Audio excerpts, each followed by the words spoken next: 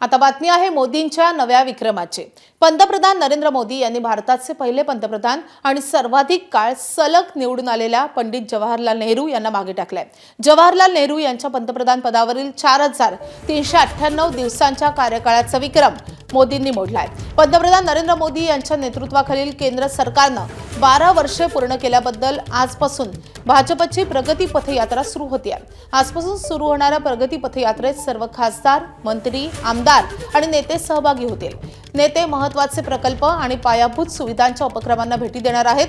काही कॅबिनेट मंत्री धार्मिक स्थळांनाही भेटी देत आहेत। दिल्लीतील सर्व मंत्री आणि आमदार पंतप्रधानांच्या दीर्घायुष्यासाठी आज सकाळी आपापल्या विधानसभा मतदारसंघामध्ये हवन करतात।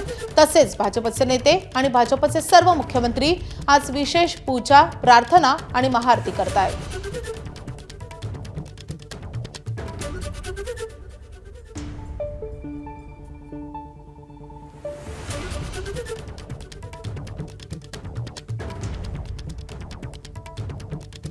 तर पंतप्रधान नरेंद्र मोदी यांच्या कार्यकाळाला 12 वर्ष पूर्ण झालेली आहे आणि त्याबद्दल भाजपची आजपासून प्रगती पथयात्रा सुरू होणार आहे। आपण 3 दृश्य पाहतोय राज्यामधून, कारण राज्यामध्ये ठिकठिकाणी पूजा अर्चा करण्यात आलेली आहे। अमरावतीमध्ये अंबादेवीची आरती करण्यात आलेली आहे। नवी मुंबईत कळंबोली येथे देवीची पूजा करण्यात आलेली आहे, तर मुंबईत सिद्धिविनायकाची आरतीही करण्यात आलेली आहे। अमरावतीमध्ये अंबादेवी आणि एकविरा मंदिरात भाजपकडून महाआरती करण्यात आलेली आहे। यावेळी खासदार अनिल बोंडे यांच्यासह भाजपचे महापौर आणि पदाधिकारी उपस्थित होते। पंतप्रधान नरेंद्र मोदी यांना दीर्घायुष्य मिळो आणि मोदीजींनी जे 2047चा संकल्प केलेला आहे तो पूर्ण व्हावा यासाठी साकडं घालण्यात आलंय।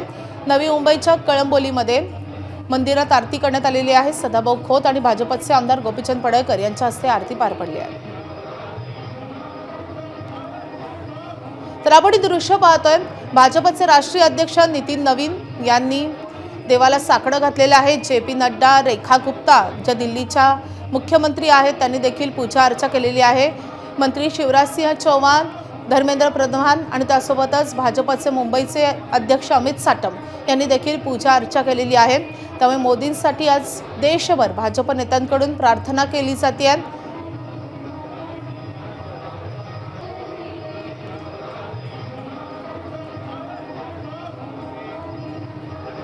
पंतप्रधान मोदींच्या कारकिर्दीला 12 वर्ष पूर्ण होत आहेत आणि त्याच निमित्तानं आज देशभर भाजपच्या प्रमुख नेत्यांकडून, खासदार, आमदार, मंत्र्यांकडून, मुख्यमंत्र्यांकडून अशा प्रकारे ठिकठिकाणी प्रार्थना केली जाते, देवाला साकडं घातलं जातं।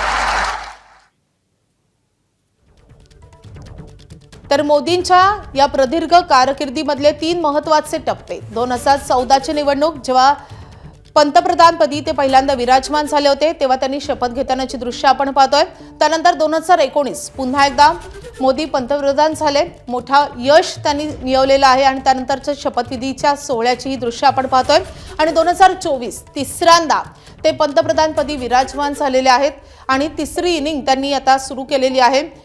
तर विक्रमवीर मोदींचे हे 3 शपथविधी सोहळे आपण पाहतोय, 2014, 2019 आणि 2024।